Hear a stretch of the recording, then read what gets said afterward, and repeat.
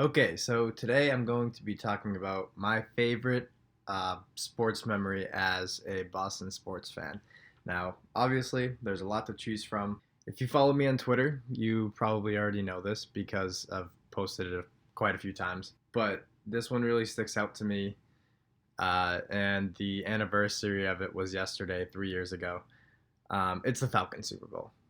I feel like a lot of you feel the same way. Um, I words can't even describe how it felt. And if you're a Boston sports fan watching this, then you know exactly what I'm talking about. And if you're not, if you're a fan of another city or whatever, um, I genuinely hope that you feel the way that we all felt on that night because it was truly, truly special. And I don't think anything's ever going to reach that, to be honest with you. It's a little weird because I'm only 21 and I feel like that was like the best of the best. Like that's the peak of the mountain as far as sports memories go.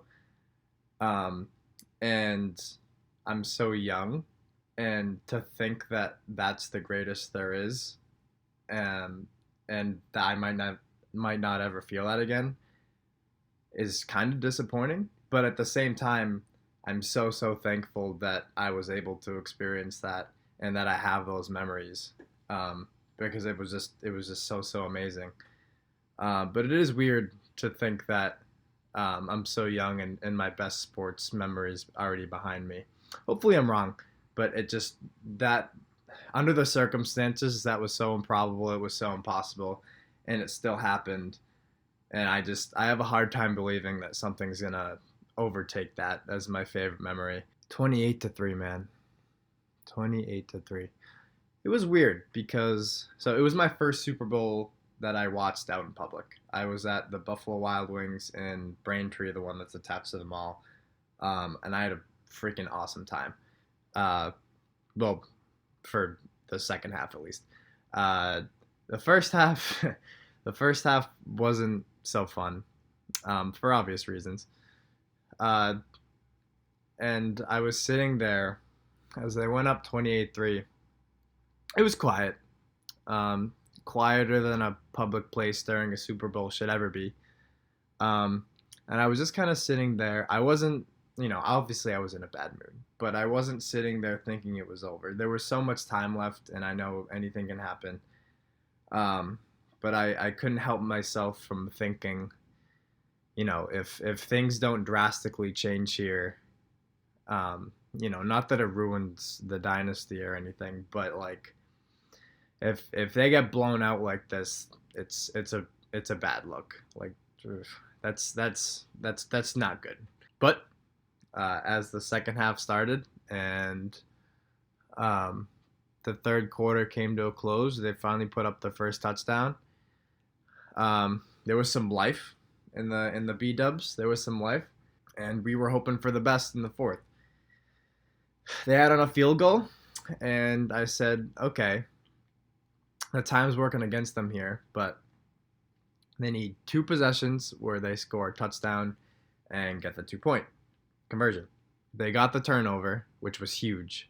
That was kind of the start of just this hunch that I got. The hunch that like they were actually going to do it. They were going to come back. Um, didn't matter how great the odds were against them. It just that was when you could kind of just feel that there was a shift there after the Hightower strip sack, that something it was about to get a lot more interesting. Um, I think everybody kind of felt the same way at that point. And then they marched right down. They got the touchdown. They got the 2 point.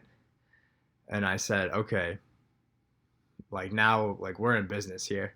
And then the Falcons got in field goal range on the ridiculous throw and catch. I think that's one of the best, like the greatest Super Bowl plays that nobody really ever remembers or talks about because they ended up losing. Um, but the sideline catch by Julio Jones in a window that really didn't exist from the throw from Matt Ryan was just unbelievable. And I sat there and I was like, well, shit, they're gonna kick a field goal, and it's back to 2 possessions, and there's just not enough time left. And then Kyle Shanahan happened, and they lost a ridiculous amount of yardage, and all of a sudden they were out of field goal range, and they were punting. And I didn't know how the hell that happened. It shouldn't have happened ever. Um, and it was ridiculous. I was like, and that just heightened the feeling of, like they could do this, like it might actually happen. Then the Edelman catch happened. And I had never seen a catch like that before, if I'm being honest with you. Um, 3 guys right there, balls tipped up, incredible concentration, and he somehow keeps it off the ground, keeps control of it. It insane. It was insane. And again, the feelings here, like, we might be able to do this. It might actually happen. And I was like, okay. I didn't want to jinx anything, but the feeling, there was that feeling. And uh, at some point, I don't remember when it was, but I had gotten so excited that I smashed the table with my fist. I was like, let's go. I smashed it, spilled my drink everywhere, all over the table. Um, Waitress came over. I was like, I'm so sorry. Like, I got excited, and she said, trust me, you're not our biggest worry here. And I look over at the bar, and they're all losing their minds, which makes sense. But drunk them was more of a concern than me spilling my innocent water. So yeah, they went down, they scored, made it 28-26, and I thought to myself, if they do not get this, that is the biggest blue ball in the history of blue balling. And I thought, and there had been a couple years ago when we got screwed over from that in the Denver game, when Gronk scored the TD, and got that ridiculous 4th down catch. They needed the 2-point because they had missed an extra point earlier on in the game, and they had missed one in this game, and I was like, that's going to come back and bite them in the ass. I was praying that it didn't happen, because that would have really, really sucked if they came all the way back and they missed that one 2-point conversion. But they got it. They tied the game, and obviously we're all losing our minds. It was, I wish I could accurately describe the feeling that we all had, but I just can't, because it was just so bizarre. I'd never seen anything like that. And it was just awesome. So we get to overtime. We win the coin toss, and again, that feeling.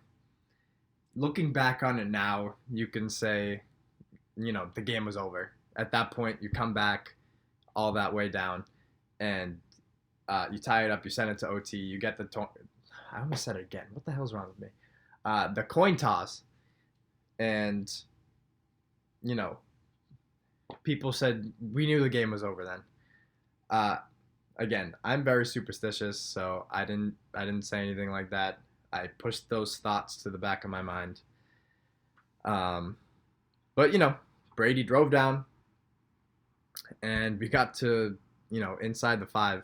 Everybody at this point in the Buffalo Wild Wings is on their feet. Nobody's sitting down. We got people standing up on chairs, on tables. And props to the management and the servers and everything. They didn't care. They understood, it's the Super Bowl, and it's also a ridiculous comeback in a Super Bowl. And everybody is just like, they're in their feels, and they're passionate, and that's just, it's Boston, whatever. So they were cool with it. So props to them for just kind of letting it happen.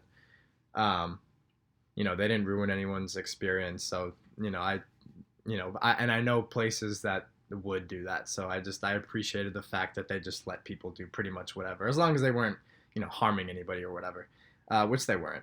But it was a really good crowd. And that just made my experience all the better.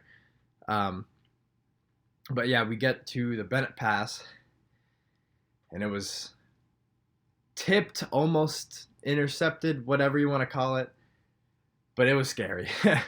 And I said, oh boy, if they got all the way down here, they're 3 yards or 2 yards or whatever it was away from the craziest Super Bowl comeback ever.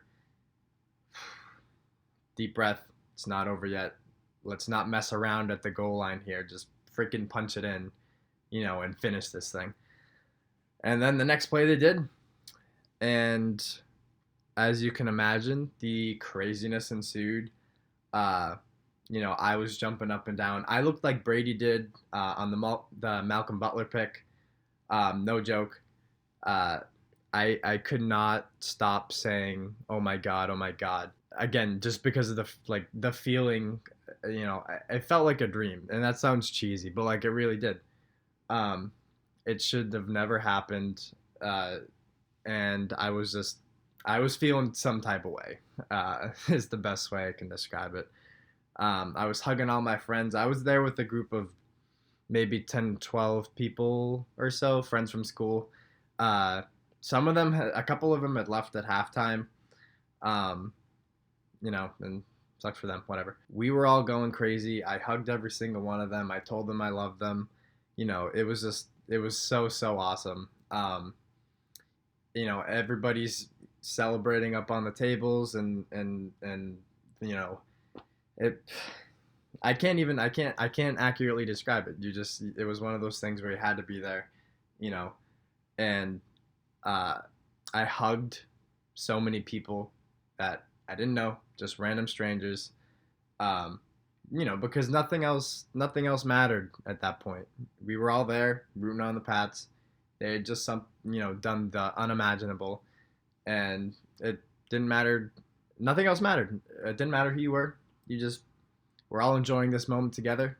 Let's hug it out. Just talking about it is like it like brings back the feeling a little bit. Um, I wish I could go back and feel it again because, like I said, I doubt that it's ever gonna reach that point again. I had such a good time. I'm gonna remember it for the rest of my life.